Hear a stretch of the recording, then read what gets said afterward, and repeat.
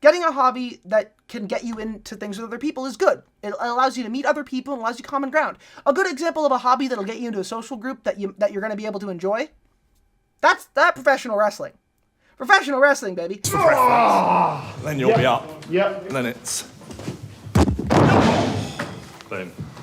Lulu Flower, right there. The first step to cure male loneliness must be the removal of toxic masculinity, with both spreads and makes loneliness effectively incurable. Exactly. The actual way to dismantle a self-imposed loneliness is to improve oneself first. That's why all the self-help guru hucksters online make so much money. Because they sell that idea back to you, but they feed you stuff that'll make you lonelier. Like, for any man in my audience right now, for all the guys, all my homies out there, all my bros, all my dudes, all my brothers, all of y'all, okay? Girly to guy, let me tell you something. Do you feel lonely? Do you strike it out with the ladies or the fellas or the NBs? Do you want some actual advice here that will meaningfully increase your ability to make friends and have lasting relationships? All right, I'm going to give you 4 things right now that will actually improve your lives, okay? Ladies, you can use this too if you're feeling it, because this is universal. Number 1, hygiene, but not purely just washing yourself, okay? Hygiene goes beyond just making sure you take a shower every day and brush your teeth. It goes into things like a skincare routine, having something that can help make your skin feel nicer on your body. Because it's not just about cleaning your pores because it'll make you look younger. Skincare routines help you physically feel a little bit fresher. Having an apricot scrub for your cheeks, it'll make you feel a little more confident, and it pampers you. It feels nice on the skin. It makes your skin breathe a little bit easier, and it exfoliates, which then gets rid of dead skin and allows new skin to come in. It makes you physically feel better, and yes, it will actually improve your complexion. Also, a part of the hygiene is personal grooming. Find a haircut that works for you. Some people just let it grow. Some people have specific cuts. Play with your hair. It's yours. No one can tell you not to. You can do whatever the hell you want with your hair. It'll grow back. If you grow a beard, trim it, groom it, style it a little bit. Let yourself get some mustache wax. Let yourself get something to clean up the cut in the sides of the cheeks. Don't just let it grow wild. Trim it. Get one of those electric razors and cut it a little bit even so everything looks like it's solid. And it is not just because it'll be more attractive to people. It's you getting to take care of yourself. That's the thing. This isn't just about how other people will look at you. This is about how you will look at yourself in the mirror. When you do things like maintain grooming habits, trim your nails, exfoliate your skin, get a haircut that you particularly like, get your facial hair styled how you want to, shave your legs sometimes, get some new clothes, any of those things, you are treating your body in a way that implies to yourself that your body matters to you, okay? That's a first thing on aesthetic levels. Will this help socially? Yeah, absolutely.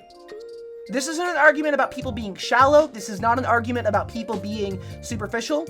You taking care of yourself is a sign to others that you're treating yourself right, that you're trying to be healthy. It doesn't just make you more attractive because it's like, oh, your face is shaped different. It complements how you look because you're thinking about how you look. You're caring a little bit, right? That's good. That's good for you. And you center it on you. You have to decide what hair you think looks good. You decide what beard you think looks good. That's good. Number 2, physical health. All right, now I'm not saying you need to hit the gym.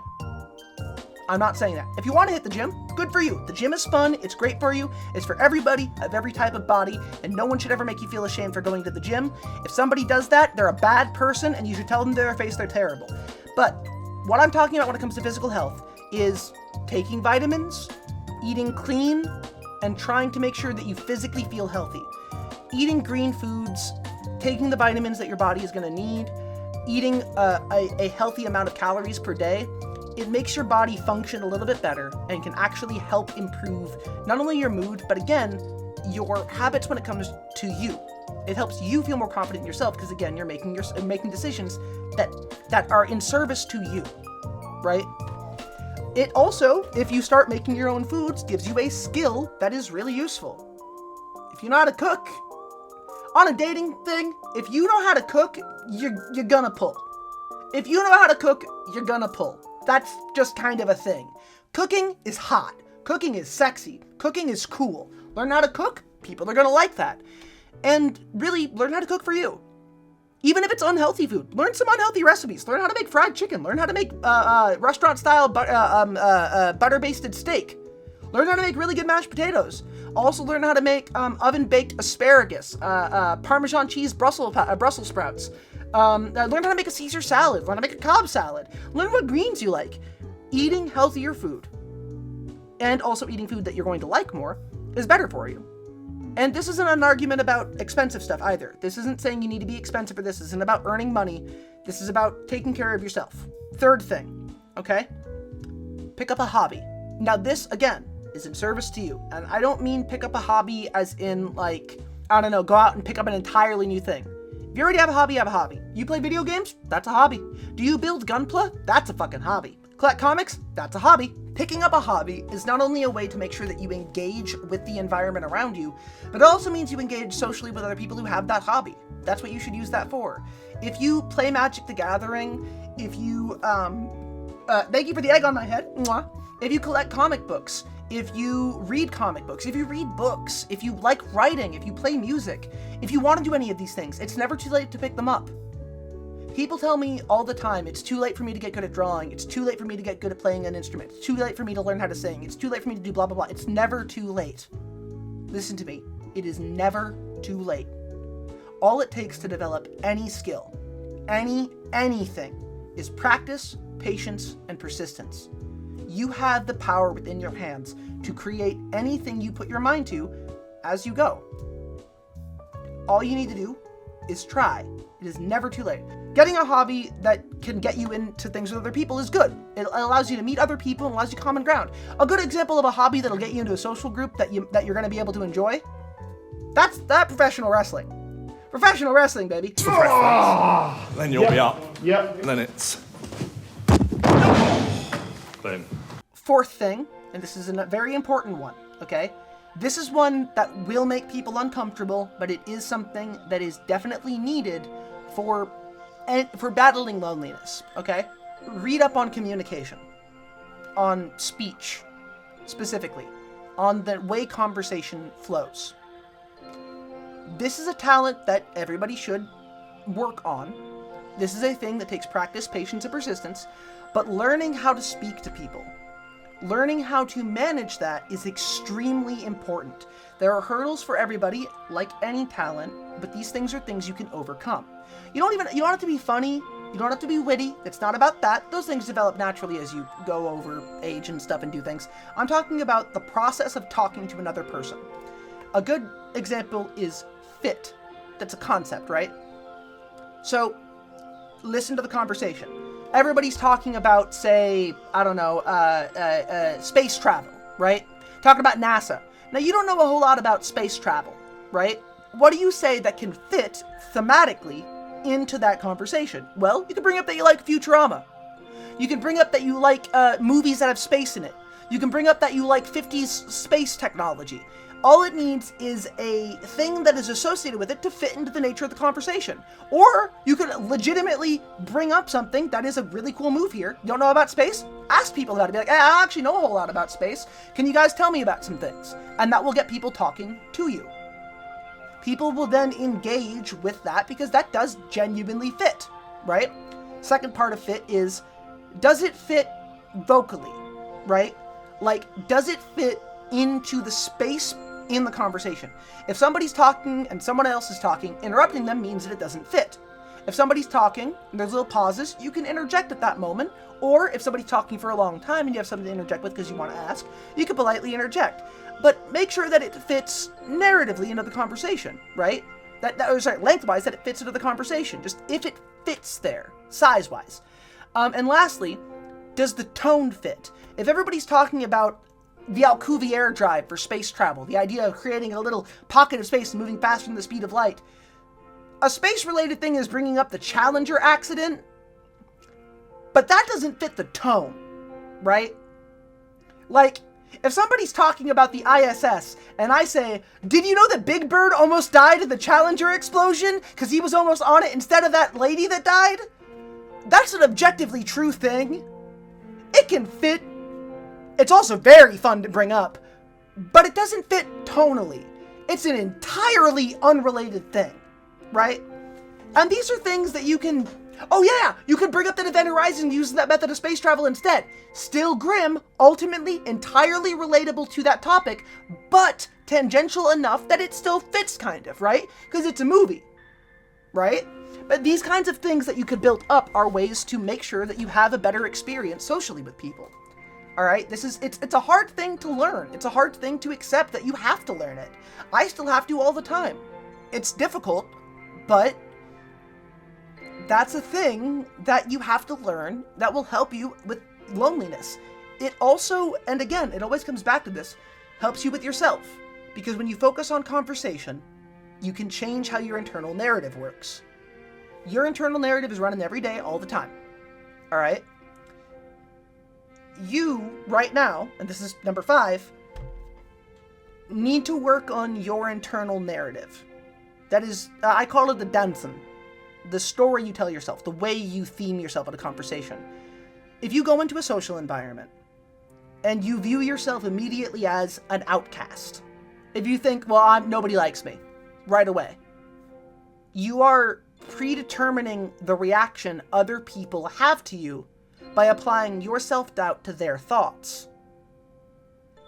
And you are presupposing potential disappointment.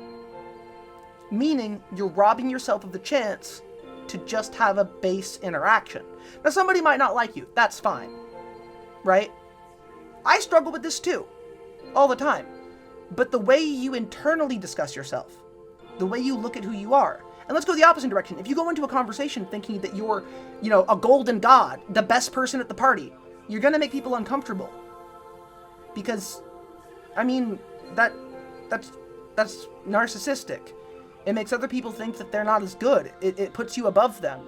But you're trying to meet people on a level, right? So, be nicer to yourself. Legitimately. I know it's hard.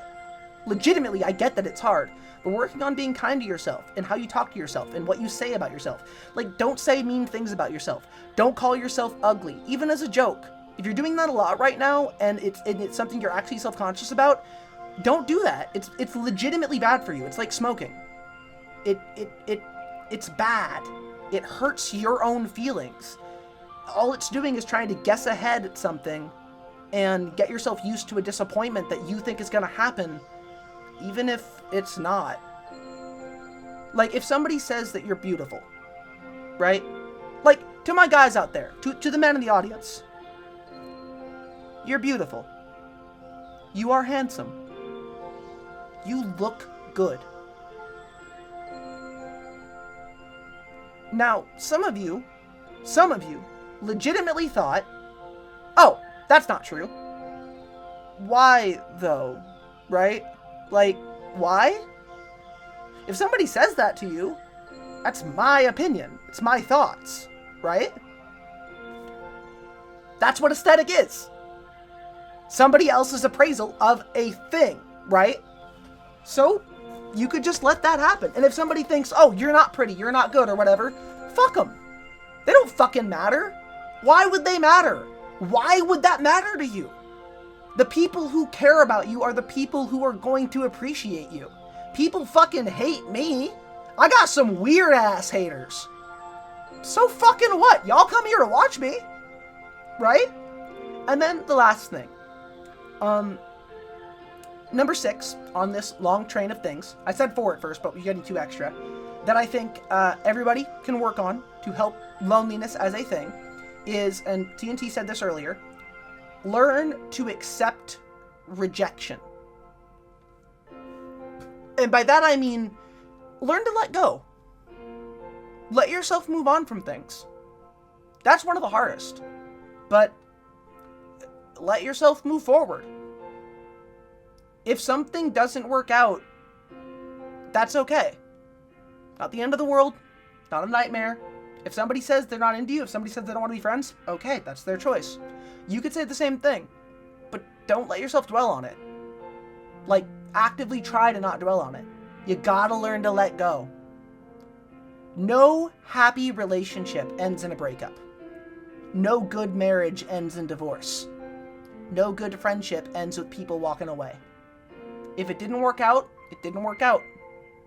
And that's okay. Because things that do work out, work out. Wherever you go, there you are. It's a thing that I've heard a lot in my life. And that means two things. One is that you can't outrun yourself. You will always be at the center of everything that happens to you. Wherever you go, there you are. But it also means that you will always be where you are. You. Right now. Not existing when somebody rejected you. If they're back there, they're not with you anymore, but you are. You're here. You are right now. And yeah, Buckaroo Banzai. So, yeah. That's okay. That's good. You're allowed to just kind of keep on keeping on. Now, everything I said isn't going to magically fix all your problems, but that's my advice on how to fix loneliness.